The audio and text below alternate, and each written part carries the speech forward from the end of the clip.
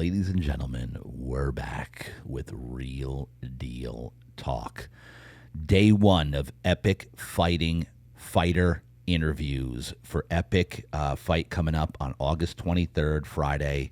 If you don't have your tickets yet, get them. I'm telling you right now, if you've never been to an MMA fight, it is the most exciting, most incredible, most electric atmosphere you could possibly. And there's literally nothing compares to it. And it's just because you're in a room full of just basically badasses, just a ton of fighters. And speaking of badasses, I've got in the studio today, this is a very special guest here. And I've been hearing about this guy for probably the past year since you guys introduced me to doing the interviews for the fights here. And his name's Nicholas Baruch, a.k.a. the MMA Kid. Welcome to the show, bro. Thank you for having me. I'm excited to be here. Yes. So the MMA Kid is known for doing the post-fight interviews, right? Mm-hmm. Okay. So this is your thing. And I remember I didn't even know because they don't tell me who I'm interviewing. They just show up. Mm-hmm. I get the name, and we get into it. I love this flow because I don't like having any plans ahead of time. I guess know that I have no format. I literally just come in, we meet, we talk on the air, we let the thing flow wherever it flows. So the MMA Kid, I had no idea until they said who you were. I'm like, oh, that's you? Mm-hmm. Because I remember seeing your name everywhere. Yeah.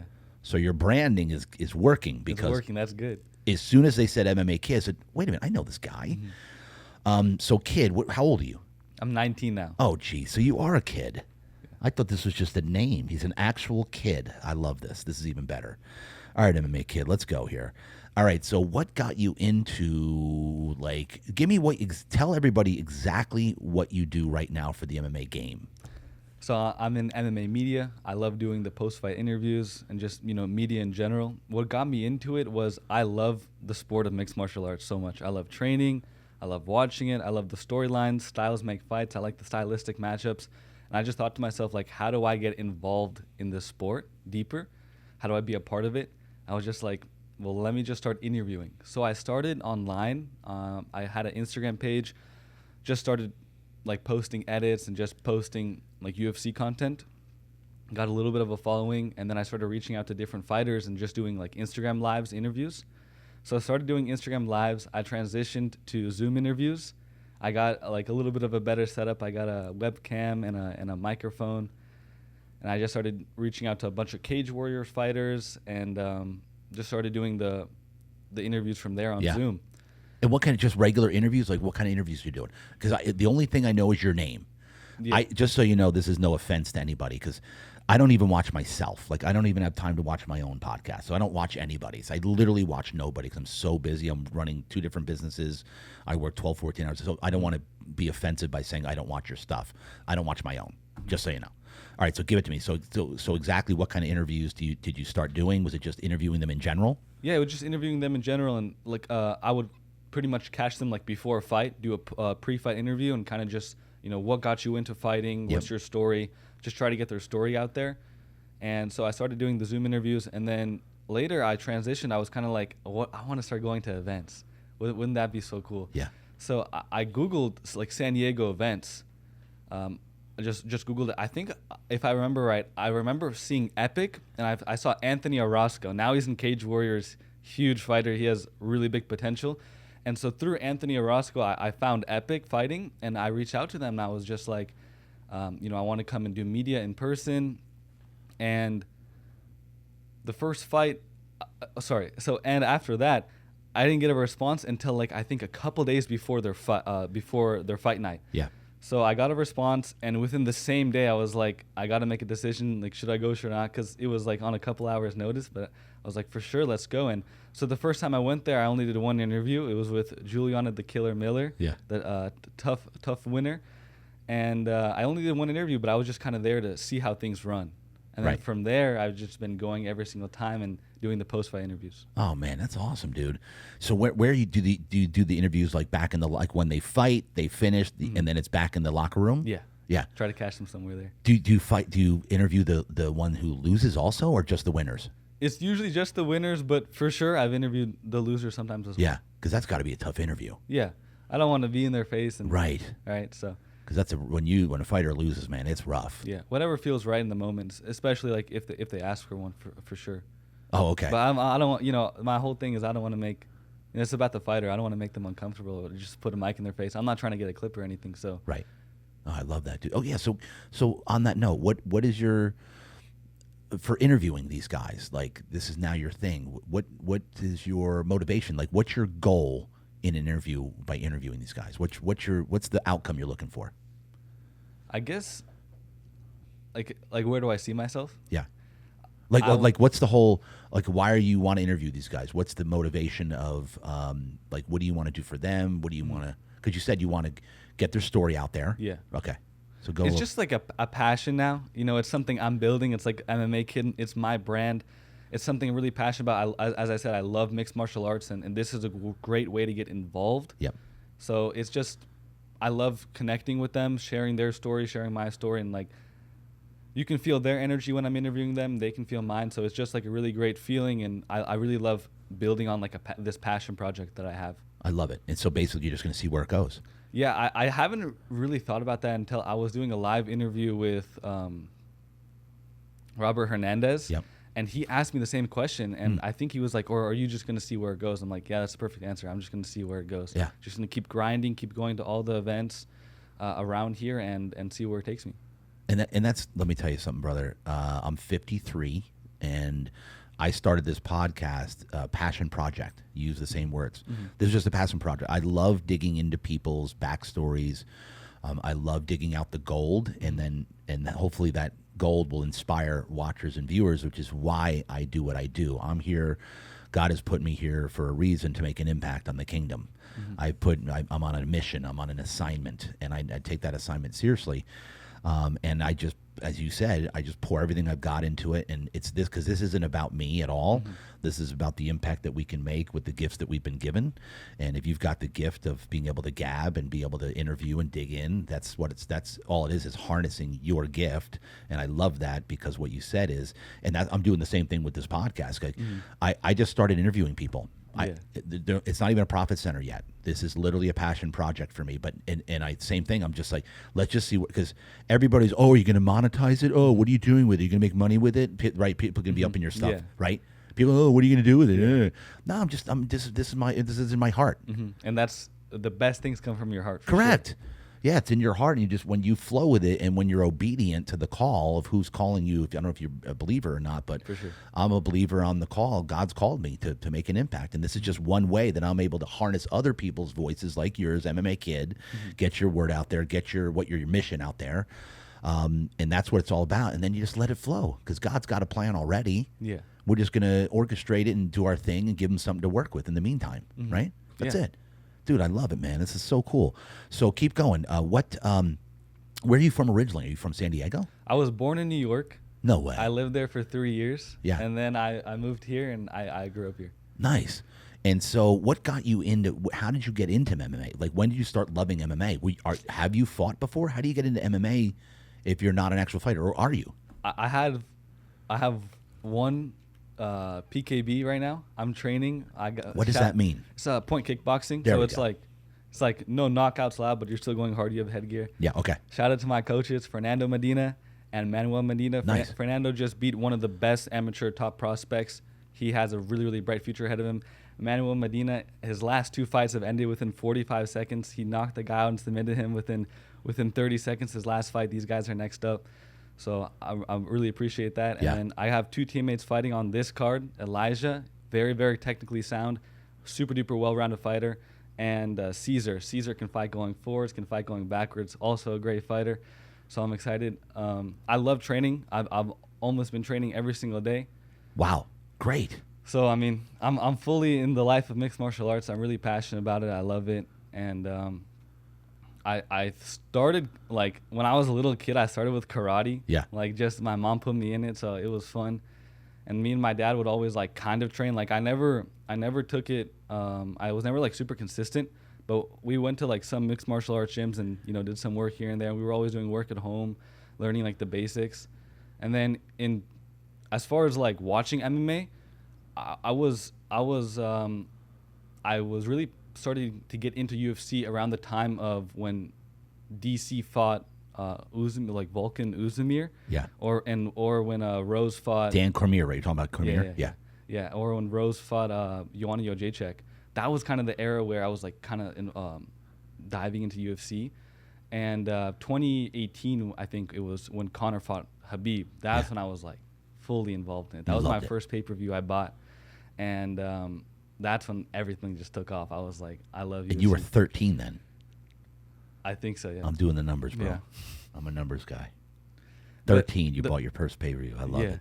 Come on. The fight that actually got me into mixed martial arts, the fight that actually made me like recognize what UFC was, I didn't watch it live, but I watched the replay at my friend's house, was Ronda Rousey versus Holly Holm. No way. And the reason it was because of the storyline. It's like Ronda Rousey, like this unbeatable fighter, and Holly Holm, like the underdog, just outclassed her. Yeah. So like that storyline, I just loved it so much, and I was like, that's when I got really into UFC. And that's how you started loving interviewing because of the story. Yes, exactly. The storyline. Yeah. And this is my whole podcast revolves around this. Mm-hmm. It's the entire podcast. If you end up tuning in now that I don't know if you've tuned in before. No, I have. Yeah, I've seen your stuff. It's great. Awesome. Thank you. So, and all I do is dig into the story. Mm-hmm. Everybody has a backstory. Everybody's got one. And the crazy thing is we all think what we've gone through is worse than anybody else. And then you hear some of the stories. Yeah, for sure. Right. Yeah. Like one guy on my thing died 3 times from a heroin overdose. And now he owns and operates Fitness Quest 10, one of the most successful gyms in all of San Diego. Mm-hmm. It's crazy. People are capable of crazy things. Yes. And so when you get that story out there, man, so what you're doing is when you reveal their story, which is what these interviews are about here, that's what it's all about, because then people get emotionally attached to this fighter. And it's important for them to get their story out. So speaking of their story, one of the thing that I dig into a lot is motivation. Mm-hmm. Like for you, who do you have in your life, like parents, siblings, anybody that sticks out that you do something like they motivate you, you do it for them? Like who do you want to shout out in your family? Anybody in your family that you would give some props to? I mean, yeah, for sure. My mom and my dad. It's always a great feeling when you can make your parents proud. Oh yeah. So. Yeah. Do they love what you're doing, or they don't understand it? No. They love it and they support it fully. They do. Yeah. And then do you have a regular job as well? Yeah, I do. You do? I have to go to right after this. Oh, you do? Yeah. What do you do? I'm a professional chef. Come on, dude. I work at a sandwich shop. Where? Jersey Mike's. No way. Oh my gosh, dude, I love it. Jersey Mike's is my favorite place. I knocked down a giant like literally. So I'll put it on social media where I'll show the giant sub. You know how big these things are. It's literally this big. It's huge. And like 6 minutes, I'll say who can guess how fast I did this. And it's like 6 minutes. You can eat that in 6 minutes. Oh yeah, it's no problem, bro. You get a Mike's way? No, I don't do Mike's way. I don't like all that fancy stuff. You don't like the juices? No, I don't like all that crap. What do you usually get? I do I go with the club sub. So giant club, wheat. Yeah, done. Call it a day. Lettuce, tomato, pickles. Yeah. I don't do all the oils and all shit. The fancy stuff. Yeah, I don't need any of that crap. Yeah.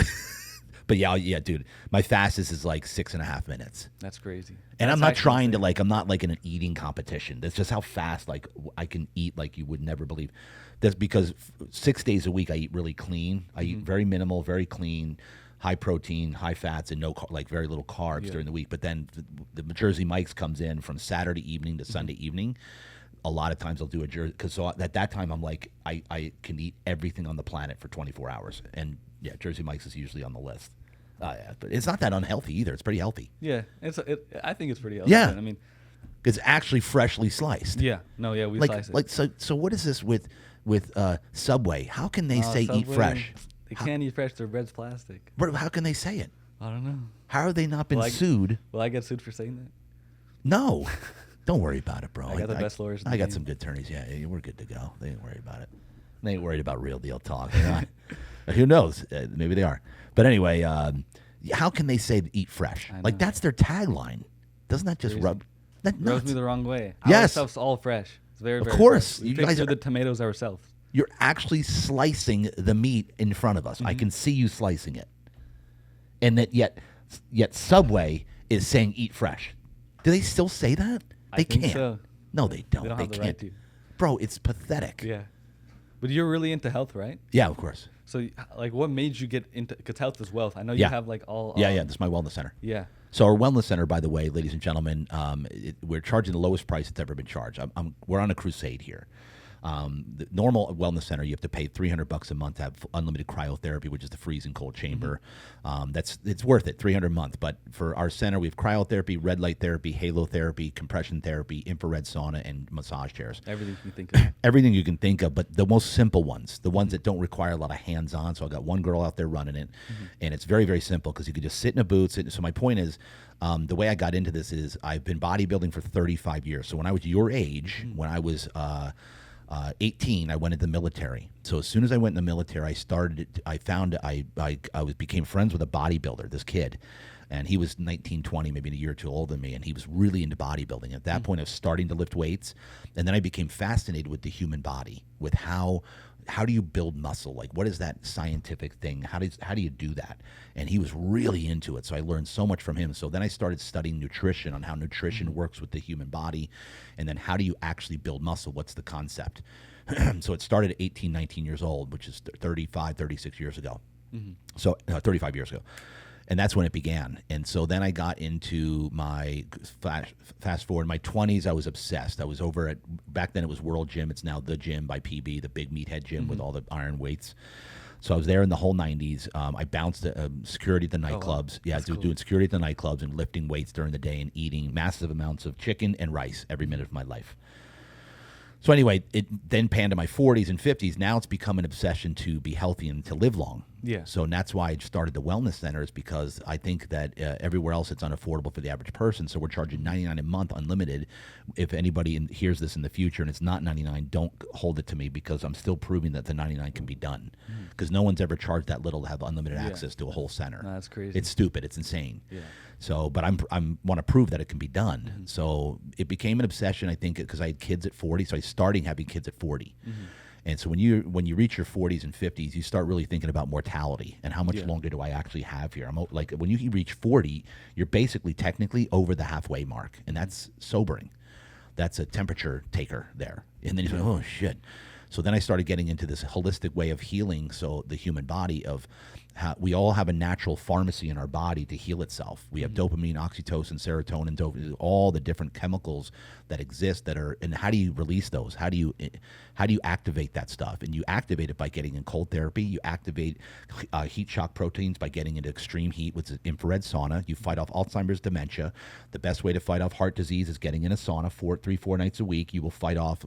If you do 4 saunas a week, infrared sauna, which is what we have here, you have a 60% less chance of heart disease. Wow. If you average 4 saunas a week. That's it. If you don't do anything else. Then the red light therapy is photo modulation, where you get into the mitochondria. So red light therapy is the visible red light that it gets absorbed by the mitochondria that actually repairs your own cells. It's insane, dude. So I'm now freaking obsessed with this, because now I'm in my 50s, and now it's like, oh shit, I'm a one digit away from 60s. Think about that. Can you even fathom that? No, because until you're like 30, you just do whatever you can to try to kill yourself, like drugs, alcohol, whatever. I'm not saying everybody does that, but most people. It's like, I still can't believe I'm number one still here, and number two that I have kids. Like the fact that I have children, it blows my freaking mind. And believe me, it's the most amazing thing in my life is when I had kids. That's what really put things into perspective as to why I'm here. What am I doing here? Like, what are you doing here? Like, what drives you every day?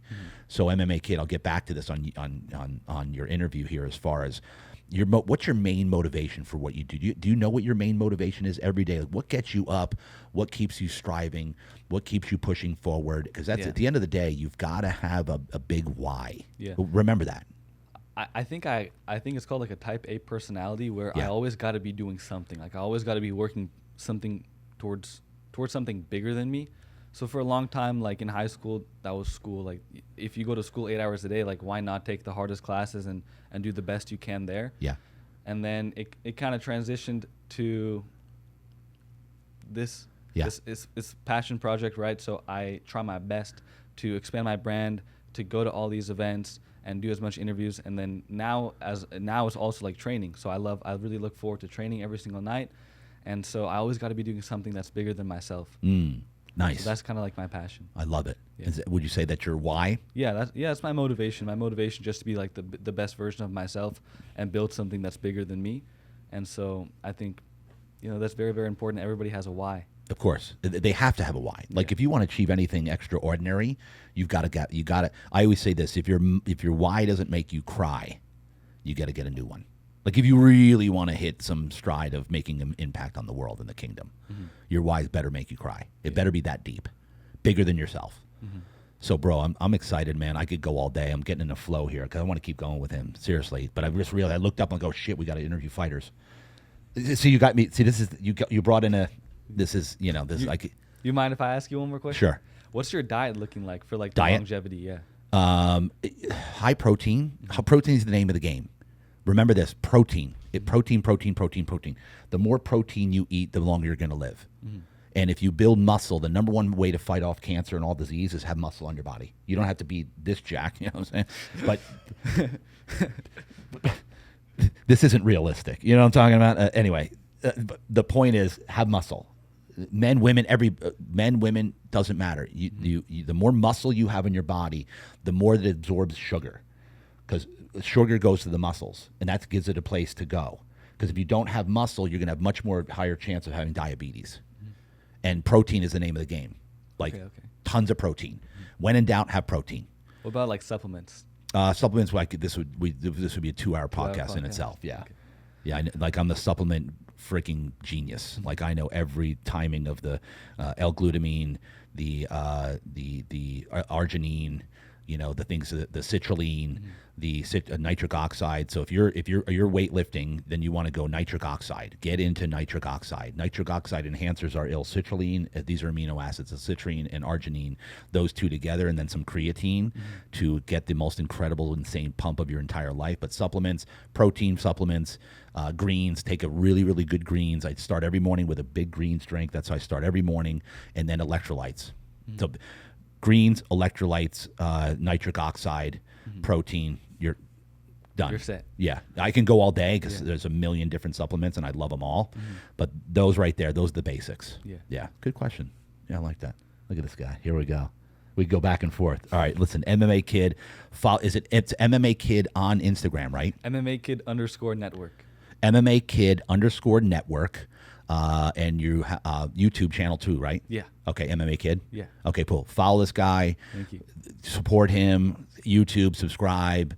I'll subscribe. You got to subscribe to mine, Real Deal sure. Talk. I got to get back on this because I took a little break because I had to build the wellness center. So I put all my power, all my focus into that. Yeah. So, dude, it's been a pleasure, man. I can't wait to see you. I appreciate it. Yeah, let me know anytime if you want to hook up. Link. This is my guy Andy. He's the best in the business with production. So you're now connected with us. So anything we can do to help or facilitate or do it, any way we can enhance your journey, we're all about it.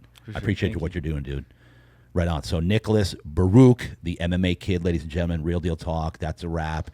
Love this guy. Go follow him. Epic Fighting, August 23rd. Get your tickets. Let's go. Real Deal Talk. That's a wrap.